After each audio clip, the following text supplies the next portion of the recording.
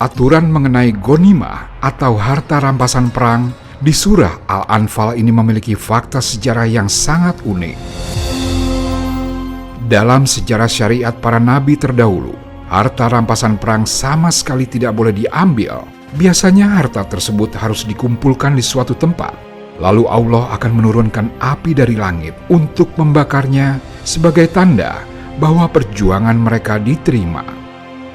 Baru pada zaman Nabi Muhammad SAW, melalui surat Al-Anfal ayat 41, Allah memberikan kekhususan dengan menghalalkan ghanimah sebagai karunia yang baik bagi umat Islam.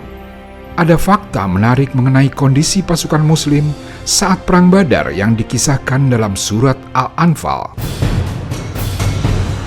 Pasukan Muslim saat itu hanya berjumlah 313 orang, tanpa perlengkapan perang yang memadai, bahkan sebagian besar hanya membawa pelepah kurma sebagai senjata. Mereka harus berhadapan dengan 1.000 pasukan kafir Quraisy yang bersenjata lengkap dan menunggangi kuda-kuda terbaik. Namun sejarah mencatat kemenangan mutlak di tangan kaum muslimin. Peristiwa ini mengajarkan kita akan satu hal, bahwa ketika strategi sudah maksimal, ada tangan langit yang akan menyempurnakan kemenangan tersebut. Dibandingkan Perang Badar yang menceritakan tentang kemenangan mukjizat, Perang Uhud lebih menekankan kepada ujian ketaatan pada instruksi pemimpin. Dalam perang ini, Rasulullah SAW memerintahkan 50 pemanah untuk tetap berada di atas bukit apapun yang terjadi. Namun ketika kemenangan sudah di depan mata, sebagian besar pemanah turun karena tergiur harta rampasan perang atau ghanimah. Akibat satu ketidaktaatan ini, posisi pasukan Muslim berbalik menjadi terjepit. Perang Uhud menjadi pengingat abadi bagi kita semua bahwa ketaatan prinsip jauh lebih berharga daripada kemenangan materi yang sesaat. Assalamualaikum warahmatullahi wabarakatuh. Pemirsa, selamat datang kembali di Khazanah Quran. Hari ini kita akan fokus membahas terkait dengan surah Al-Anfal dengan tema besar strategi kemenangan. Masih bersama saya Aurelia Adra dan juga Ustadz Nur Fajri Ramadan. Pak Ustadz, kita akan langsung masuk ke surah awal-awal. Ini sepertinya menjadi salah satu surah yang banyak membahas terkait peperangan, ghanimah, begitu ya Pak Ustadz ya. Bisa langsung kita masuk ke ayat yang pertamanya Pak Ustadz. Baik, ya. Bismillahirrahmanirrahim. Alhamdulillah wassalatu wassalamu ala rasulullah amma ba'd. Surat Al-Anfal, surat Madaniyah, ayat pertamanya berbunyi, Yas'alunaka 'anil anfal, qulil anfalu lillahi war rasul, fattaqullaha wa aslihu dzata bainikum, dan seterusnya. Allah Subhanahu wa taala, mereka bertanya tentang anfal. Anfal jamak dari nafal. Artinya sering diterjemahkan ya menjadi rampasan perang, berarti dia sepadan dengan kata ghanimah gitu ya. Dan disebut demikian ghanimah ya disebut dengan anfal karena dari kata nafal artinya tambahan, bonus. Jadi tujuan berjihad bukan mendapatkan harta tersebut. Tujuan berjihad adalah melawan kezoliman, menegakkan akidah, membela kaum yang tertindas, kan begitu ya. Tetapi Allah memberikan bonus berupa apa? Ghanimah tadi. Jadi dia tambahan, maka tambahan adalah bahasa Arab naf. Maka sholat tambahan yang tidak wajib disilakan apa? Sholat nafilah. Itu tahajud Allah sebut di surat Al-Isra, nafilatan laka. Oke, mungkin muncul pertanyaan Kak Aurel ya. Kenapa kok bahas strategi kemenangan di surat Al-Anfal, tapi diawali dengan apa? Ghanimah. Pertanyaan mengenai ghanimah. Gitu ya? Kayak ini gimana sih? Harusnya bahas how ya, Resultnya duluan. Ini tapi tiba-tiba bahas ghanimah gitu. Ya. Nah, ini setidaknya kita bisa lihat dari dua perspektif. Yang pertama adalah bahwa orang-orang Arab waktu itu, bahkan begitu juga yang jahiliyah dan yang awal-awal masa Islam. Ini sekali lagi perang Badar, surat Al-Anfal ini tentang perang Badar. Oke, turunkan tepat setelah perang Badar, dan perang Badar perang besar pertama kaum muslimin. Jadi masih ada mentality mereka tuh apa? Perang ini ghanimah. Seperti itu. Maka perspektifnya dibahas awalan dulu untuk membersihkan niat. Untuk membersihkan apa? Niat. Niatnya tersebut. Kalau buku yang terkenal tulisan Simon Sinek kan start with why. Takutnya kalau berjihad niatnya salah, ingin dapat apa? Dunia, dapat harta. Mencemari apa? Amal soleh jihad tersebut, jihad amal mulia. Masa berharap kepingan-kepingan yang tidak mulia dari dunia belaka. Jadi memperbaiki apa itu tadi? Niat, start with why. Dan memang Islam begitu ya. Memulai dari memperbaiki niat. Maka buku-buku hadis, Arba'in Nawawiyah, Sahih Bukhari, Targhib wa Tarhib ya, Riyadhus Shalihin dan Umdatul Ahkam dan lain-lain itu mengawali dengan hadis innamal a'malu binniyat. Sesungguhnya setiap amal tergantung niatnya. Wa innamal likulli imri'in ma nawa, dan setiap orang akan dapat apa yang dia niatkan. Ya. Jadi sebelum bicara how, jawab dulu apa? Why. Dan ini prinsip dalam hidup juga. Sebelum kita how ya, untuk sukses dalam satu bidang pekerjaan, jawab dulu why you do that task misalnya. Bisa dimengerti ya mudah-mudahan ya. Dan itu akan menguatkan loh. Kadang-kadang pembahasan how itu tidak sepenting pembahasan why. Ya. Yang kedua perspektifnya adalah bahwa di situ Allah ingin mengubah paradigma. Baik. Sebelumnya ghanimah itu benar-benar literally habis ngelawan musuh, tersungkur, kemudian semuanya diambil menjadi milik pribadi. Jadi orang akan semangat untuk apa? Mendapatkan apa yang ditinggalkan oleh musuh untuk milik pribadi, tanpa perlu nunggu akhir perang. Aturan ghanimah dalam Islam kan begitu. Allah jawab tadi, qulil anfalu lillahi war rasul. Ghanimah nanti milik Allah dan Rasul. Allah dan Rasul yang bagi. Jadi harus dikumpuli dulu ke Aurel, para hadirin, pemirsa sekalian. Gak serta-merta langsung diambil begitu aja. Dari situ kita ngerti sebetulnya bahwa penerjemahan ghanimah menjadi harta rampasan perang itu ada tasamuh di situ. Ada kekurang akuratan, tapi yang ditolerir lah mungkin oleh banyak penerjemah Al-Qur'an, para ulama-ulama kita. Karena kalau rampasan tuh konteksnya apa sih? Negatif ya. Gitu, kayak maksa, kejahatan gitu. Padahal nggak begitu. Konteksnya adalah ghanimah dalam Islam itu setelah perang terjadi kan mesti ada kendaraan ditinggal musuh ya nggak? Makanan, pakaian, mungkin uang. Gitu. Nah itu kemudian dikumpulkan oleh pimpinan pasukan, kemudian dibagi dengan pembagian yang nanti Allah sebutkan di ayat 41. Gitu. Baik. Langsung saja kalau begitu detailnya pembagiannya seperti apa Pak Ustaz? Baik. Jadi ghanimah itu dibagi 5 dulu. Allah firmankan di ayat 41 surat ini, surat Al-Anfal.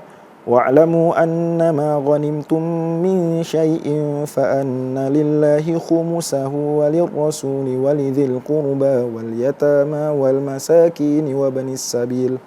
Kata Allah, ketahuilah bahwa ghanimah itu apa yang kalian peroleh itu 1/5-nya, jadi dibagi 5 dulu. 1/5-nya nih istilahnya khumus. Khumus artinya 1/5. Itu dibagi untuk Allah dan Rasul. Penyebutan Allah ini untuk tabarruk, keberkahan. Bahwa semua yang akan diatur itu merupakan aturan Allah. Allah yang memiliki, cuma Allah kasih. Mirip waris. Waris itu kan harta dititipin ke kita. Kita meninggal dunia, harta balik ke yang nitip. Siapa yang nitip? Siapa yang menitipkan harta ke kita? Allah punya harta. Allah Subhanahu wa ta'ala. Allah ambil. Kalau Allah yang ambil, Allah ngasih sesuai dengan kehendak Allah dong, kebijaksanaan Allah, ya nggak? Ya. Itu konsep harus kita hadirkan. Jadi once ada yang meninggal, ahli warisnya jangan berpikir itu harta langsung mengalir ke mereka, enggak. Diambil Allah dulu, baru Allah yang bagi. Maka yang berhak menentukan aturan pembagian waris adalah siapa? Allah. Sama, ghanimah pun itu milik Allah. Tapi Allah bagi kepada kalian dengan aturan berikut. Diambil 1/5-nya, 20%, 20% dibagi 5. 4%, 4%, 4% gitu ya. 4% pertama untuk Rasul. Waktu beliau masih hidup. Bentuk penghargaan terhadap beliau. Karena Nabi SAW tidak menerima zakat. Nabi SAW tersibukkan dengan apa? Dengan dakwah. Nah, maka 4%. Bayangkan, 4% saja dari 100%. Kalau Nabi tamak, bikin ajaran Islam ngarang-ngarang untuk kepentingan duniawi, kenapa cuma 4%? 4% berikutnya untuk kerabat Nabi, Ahlul Bait. Yang kita kaum muslimin menghormati Ahlul Bait.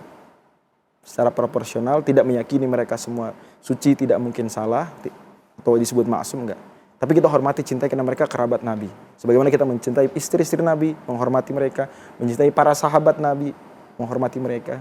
Begitu juga keturunan Nabi, Ahlul Bait. Gitu ya. Nah, 4%. Ini sebagai kompensasi mereka tidak menerima zakat. Sama juga. Ahlul Bait, keturunan Nabi, tidak boleh menerima zakat, sedekah. Nah, nggak bisa. Sebagai gantinya 4% dari ghanimah. 4% berikutnya, sebagaimana ayatnya, wal yatama, anak-anak yatim. Bayangkan, itu revolusi jurisprudensi besar. Waktu itu ghanimah diambil hanya pasukan. Dalam Islam ghanimah ada 4% untuk yatim. 4% lagi, wal masakin, orang-orang miskin. 4% lagi, wa bani sabil, orang-orang yang tidak bisa kembali ke kampung halamannya. Umpama misalnya tenaga kerja dari Indonesia di negara lain, kesulitan, ingin pulang juga nggak bisa, ingin lanjut, visa sudah habis, dan seterusnya. Ada bantuan untuk bisa pulang. Jatah Ibnu Sabil. Udah tuh 20%. Sisa berapa persen berarti? 80%. Nah, 80% dibagi kepada pasukan. Dengan ketentuan 60% untuk yang berkuda, kavaleri, dan 20% untuk yang tidak berkuda. Jelas nih ya? Itu pun, kata para ulama, ghanimah berlaku dan diberikan kepada pasukan yang tidak bergaji. Jadi kalau ada pasukan mujahidin bergaji rutin karena tentara, maka secara aturan fikih tidak dapat dari ghanimah, karena sudah dapat gaji sebelum-sebelumnya. Wallahu a'lam. Kemudian Pak Ustadz, pada saat mereka bertarung dalam perang ini tentunya kita bisa anggap ghanimah ini juga sebagai salah satu motivasi gitu ya. Tidak mungkin hanya mengandalkan fisik. Kemudian apalagi yang menjadi karakter internal utama untuk para mukmin pada saat itu yang membuat mereka akhirnya berhasil memenangkan. Oke, baik. Jadi sebetulnya kalau kita katakan ghanimah itu jadi salah satu niat, problematik ya. Seharusnya itu jangan dijadikan niat lah. Itu biarkan saja bonus dari Allah sesuai namanya ya. Allah sebut di surat ini Anfal. Gitu. Dan tadi saya sudah sebutkan bahwa terjemah harta rampasan itu sedikit kurang akurat, mungkin lebih tepat harta perolehan ya. Karena sisa. Kalau langsung diambil, gulul, korupsi di surat Ali Imran ayat 161 itu dikecam. Ya wa makan labina ayyagul. Kalau ngambil duluan nih sebelum pembagian di akhir perang, itu korupsi. Oke. Apa resep untuk berjaya lagi? Allah sebutkan di tengah-tengah surat Al-Anfal ya. Atiullaha, bertaati Allah Subhanahu wa taala. Ya. Jadi kalau mau berjaya harus apa? Taat pada Allah Subhanahu wa taala. Di antara yang Allah sebutkan juga di surat Al-Anfal adalah untuk kita wala tanaza'u, jangan saling tengkar. Ini kalau mau berjaya, umat Islam harus menyatukan barisan. Bangsa Indonesia kalau mau berjaya harus menyatukan barisan. Kalau kita masih grup WhatsApp kita saja penuh dengan pertengkaran, internal keluarga besar, sesama anggota grup RT gitu ya, debat-debat politik memanas. Saya nggak melarang diskusi politik, sah-sah saja, bagian daripada ya hal yang dilindungi konstitusi kita, kebebasan berserikat, berkumpul gitu ya, berpendapat. Tetapi kok sampai tengkar, sampai menghina, kan begitu ya? Mungkin sebagian kita mengamati itu di sebagian grup WhatsApp kita. Nah itu malah akan jauh dari kejayaan negeri kita ini. Kita memang harus mengurangi, terus berlatih supaya tidak saling bertengkar. Wala tanazau. Kata Allah, fatafshalu. Nanti kalian bisa gagal. Wa tadhhabari hukum. Dan kalian akan apa? Hilang wibawa kalian. Resep ketiga, wasbiru, Kak Aurel. Bersabar. Baik. Wallahu a'lam. Baik Pak Ustadz, berarti juga kemudian ada unsur kita harus saling bersatu untuk pantang mundur juga. Betul begitu sekali. ya Pak Ustadz. Itu juga kemudian dibahas ya Pak Ustadz ya, di surah ini. Jadi tadi Allah sebutkan wala tanaza'u fatafshalu wa tadhhabari hukum. Jangan kalian saling tengkar sehingga kemudian kalian akan gagal, kalah dan hilang wibawa kalian. Sebaiknya justru Allah Subhanahu wa taala menyebutkan di surat Al-Anfal ini pentingnya menyatukan hati. Kata Allah, wa allafa baina qulubikum. Lau anfaqta ma fil ardi jami'an ma allafta baina qulubihim walakin Allah allafa bainahum. Allah Subhanahu wa taala yang mengeratkan, menyatukan hati-hati kita. Nah, jadi kita cuma bisa berusaha kawan, berakhlak baik, membedakan antara isu yang serius dengan isu yang tidak sebegitu serius. Jangan kita semua samakan. Ada isu tidak serius itu kita anggap itu isu apa? Besar sekali serius. Proporsional saja. Gitu ya. Ada diskusi, tidak saling menghina. Nah, sambil kita membina persatuan tersebut, kita jaga kesabaran. Juga Allah sebutkan dalam surat ini pentingnya wa'iddu lahum mastata'tum min quwwah, ayat 60. Pentingnya menguatkan persiapan kita. Jadi kejayaan, keberhasilan, peradaban itu tidak lepas juga dari persiapan. Kalau kita ingin jaya dalam teknologi, berarti persiapannya harus apa? Melek Harus teknologi. baik. Anak-anak mudanya dididik dari mulai sekolah misalnya, untuk cinta kepada ilmu pengetahuan. Kita khawatir kalau anak-anak sekolah kita datang ke sekolah dipikirin gebetannya, pulang sekolah dipikirin pulang bareng pacarnya, which is itu haram. Yang seperti itu, karena mendekati zina. Kemudian sampai rumah bukannya mengajarkan PR, membaca yang bermanfaat. Kalau nonton YouTube konten-konten yang edukatif, ini enggak. Dia sibuk ngelihat yang joget-joget buka aurat di beberapa media sosial. Dia mungkin terus chatting sampai malam, sleep call dengan yang belum halal buat dia. Begadang malam mungkin nonton yang haram. Na'udzubillah min dzalik. Itu gimana kira-kira tuh? Alih-alih dia maju pengetahuannya, bobrok akhlaknya, jeblok IQ-nya, dan tidak maju bangsanya. Kita nggak mau kayak gitu. Mau nggak kayak gitu, Kak Aurel? Apa itu Indonesia Emas 2045 yang kita inginkan? Saya sih nggak mau, na'udzubillah min dzalik. Maka itulah salah satu motivasi acara kita ini, membangkitkan kesadaran semua masyarakat, yang senior dan yang muda, supaya apa? Yuk kita memperbaiki. Wa'iddu lahum mastata'tum min quwwah, menyiapkan yang terbaik untuk kejayaan. Ya, baik Pak Ustadz.